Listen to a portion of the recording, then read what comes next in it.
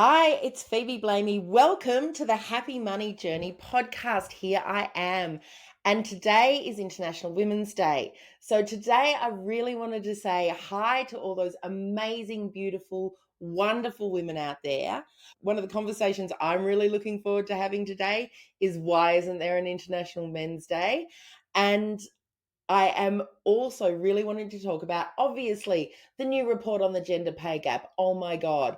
I want to talk about what we've done and how far we've come, but I also want to make this a big celebration about women without ignoring some of the really, really big things that we need to be discussing and having conversations about out loud so that we can try and make some change in this world.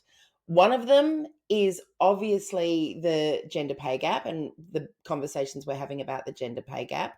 But women's financial freedom and domestic violence go hand in my mind. And so I wanted to talk about and just take a moment for the number of women, children, and men that have been killed in domestic violence situations. There is an incredible number since January the 1st this year. So maybe 12 weeks? And it's about 14 people. So that's more than one a week. So we need to be really having conversations about domestic violence, and not just in a male female relationship, but in all relationships, because I think there's been a real lack of acknowledgement in the LGBTQI community around domestic violence that isn't in the mainstream conversation. I'm not saying it's not in the conversation, it's not in the mainstream conversation, and we need to bring those sort of things to the forefront as well. And I wanted to talk about and celebrate the most amazing women that we have around us. So let's get started with this gender pay gap conversation, because the release of the gender pay gap report, and we'll put a link to the report so you can see where your industry lies and potentially even where your company lies, because this is an important conversation. Not having women in the workforce, and I know they still call it diversity, but how can it be diversity when 50% of all graduates are women? How can it be diversity when we've got as many women entering the workforce as we have men in any given year? It's no longer diversity. And I think that it's still treated as diversity and women are still treated as other in the workplace is something that really needs to be spoken about loudly. And one of the loudest proponents of this was Jackie O on the Carl and Jackie O show. Now, this is a woman that's just signed a $200 million contract for the next 10 years. Like, she is incredible. She is an absolutely trailblazing woman. Yet when she found out that her colleagues at her radio station had a 12% gender pay gap, and the gender pay gap is around doing the same job for less money. Let's be really clear about that. And when she found that out, did a big walkout. You can link to the walkout here. There's a big story about it in the Daily Mail. She walked out for the day. This sort of publicity, this sort of doing something about it, this sort of being really loud, particularly from celebrities, I want to see more of that. I want to see more people really stand up and take a stand, because the men in her office and her co-host Kyle Sandilands, big supporters of what she'd done, big, loud, proud supporters of what she'd done. So please, if you are in that position, if you're a celebrity listening to this, jump up and down about this stuff. This stuff matters. And it matters because financial freedom and financial coercion have such a strong link to domestic violence, right? So the more women and children I see killed by their partners, and men be killed by their partners in domestic situations, the more I think about that financial freedom piece and that lack of ability to escape. And the reasons that we don't leave are quite often very financially based. Or we've got a pet, or we've got 6 children, and it's just physically impossible to get out of some of those situations. But not just that, even when we get out of those situations and we've left those situations, it can be so impossible to navigate the family courts, the custody, the all the things that we've got to do afterwards. And there's such a big bent on trying to keep families together.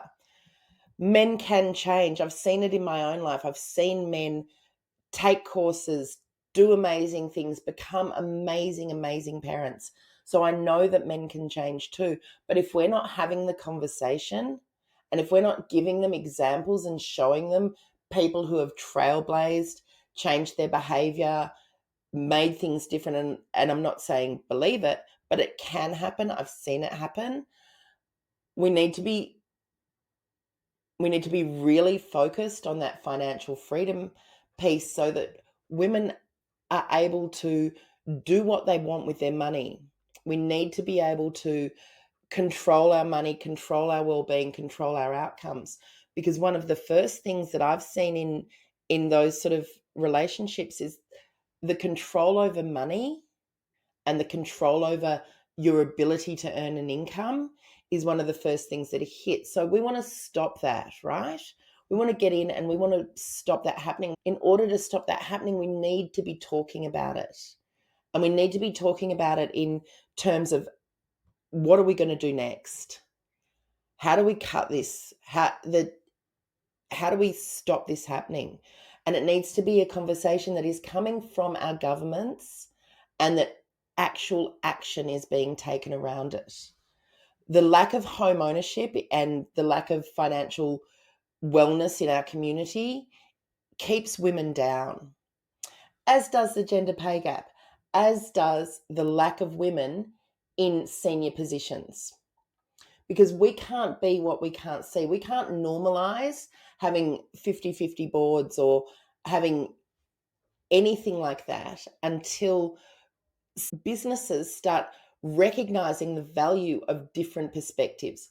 Now, back in the 80s, when I was watching movies and I was a young teenage girl, I was watching movies like Baby Boom and the 9 to 5 and the one I can't remember the name of with Melanie Griffith and Sigourney Weaver, but it was all about women bosses who had to make choices between having families and love or working. And the woman that was the working woman was the bad guy in those movies. So I was brought up with those movies, as well as being brought up with 3 billion movies about women being brutally murdered by horrific characters that popped up with chainsaws and stuff. I was also watching those sort of movies. And those sort of movies then, and that media starts actually influencing the way you're seen. You start to think about it as a choice of, I can either have this or I can have this. And I'm watching a younger generation come up.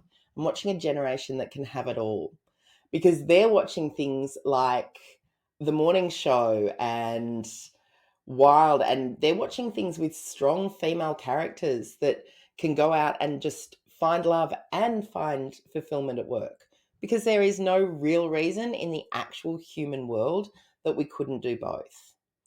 And those sort of things influence our society, not just for women. They don't just hold us back, but they're holding men back as well, right? They're holding us all back from being able to build our lives so that we can get best possible outcomes. Women and men may see the world differently. They may see the world the same. But until we actually get to live in our truth in our own boardrooms, getting paid equal, being able to feel that we are not there as a token, but we're there because our skills and our knowledge and all the things that we've learned, because we've done the same degrees, right? And women are in the top 4% of passing in law, medicine, business, economics, engineering. We're up there. We're doing it. We're doing it at university. Why aren't we doing it at work? What's the fear around putting women in positions of power at work?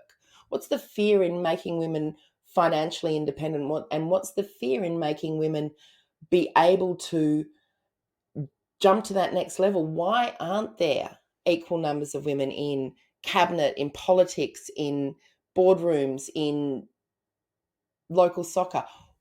Why also aren't the AFL promoting women in football? You've seen the reaction of the Matildas. We've seen women's sport can be just as loved as men's sport if it's promoted right. When I was watching the Matildas in the semi-finals, there was many men in that room cheering, crying, absolutely being at one with those women as there were women. And we go to the AFL, like, what's the problem? Why is it that we have to work twice as hard, be twice as good to get half as much still? This is not the 80s. This is not new. This is something that I've been watching happen for most of my life. And we should be doing better. And we're not. And we need to see the links between financial violence and being able to live our best possible life.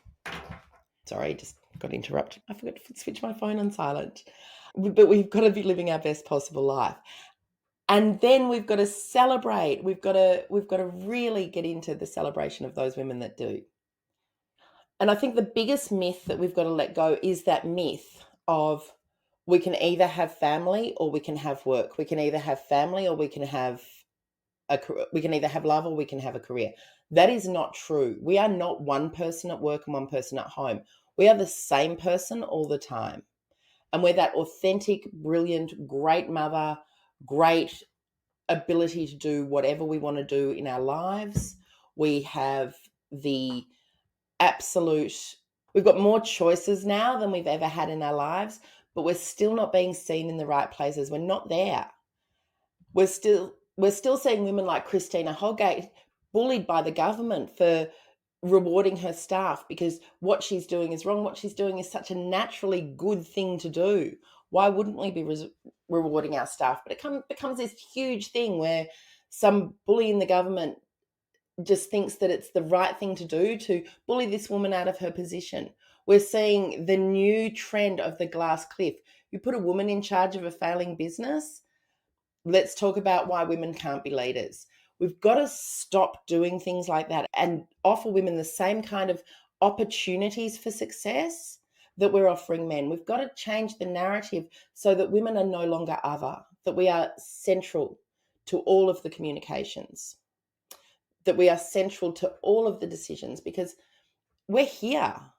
And International Women's Day is here so that we can raise our voices, so that we can speak to all of these issues that are happening that just affect us. And I'm not saying that they don't affect men at all. They do. Bringing women into the conversation and bringing women into the boardroom is going to improve your life. Life will be different. Things will be run differently. There will be more heart. There will be more opportunities, because these women, so when I was younger, the women just were in the position because they were just like little men and spoke the same language as men and did the same things as men. But now women are finding our own voice. And part of that has been the internet, and part of that's been the Me Too movement. And part of that's just been the ability to form collectives and groups where we haven't been able to before. The ability to see each other as allies and sisters and to be able to do something really fantastic. And there have been some fantastic women that have really led the way in this new, beautiful, female-centric society that I am seeing come up, right? And those women have children, and those women have partners, and those women have families and people that they're caring for, and they have babies and they're billionaires, and nothing is stopping them having all those things. So the excuse that women take time off to have babies after spending 8 years becoming a lawyer or a doctor or an accountant or whatever, we've got to actually see through that bullshit and think, if women take off time to have their children, that should be seen as a good thing. That's contributing to society. That's growing our people. That's bringing up our next generation. That's a good thing. That's what we should be doing, not just as women, but as men as well. I'm seeing such a great trend in a younger generation of paternity leave and guys picking up their kids from school and guys making sure they're there at the soccer games and the first day of school and all of the things. And it's so good, because in my generation, we were the generation of absent parents. Dad was at work. Dad was too busy. Dad was doing something else. He didn't, to his own detriment, get to be there for all of those special, special moments that we as mums get to be there for, because that's traditionally been our role.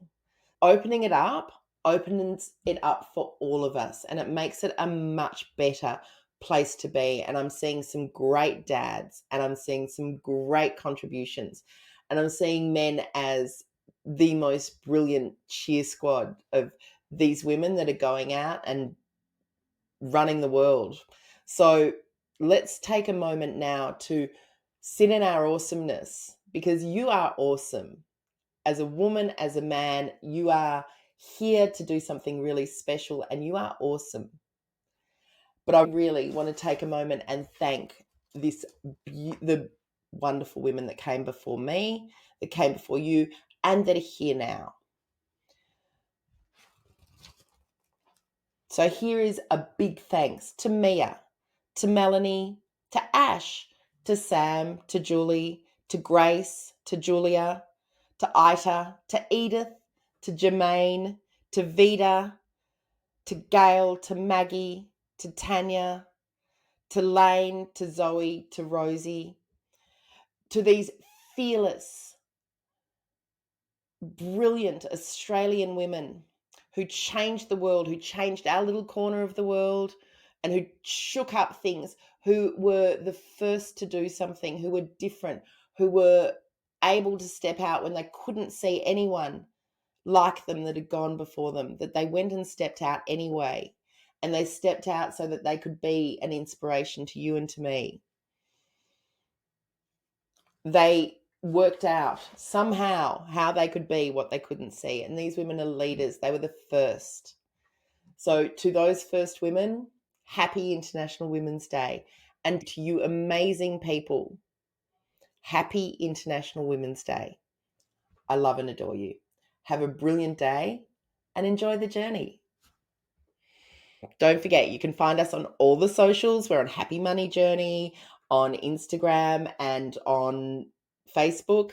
We've got the Happy Honeys Facebook group that I am regularly jumping into to do Q&As from the courses that we're running. And we've also got Phoebe Blamey on LinkedIn, and we're building a page. So come and find us. We want to hang out with you. We think you're amazing.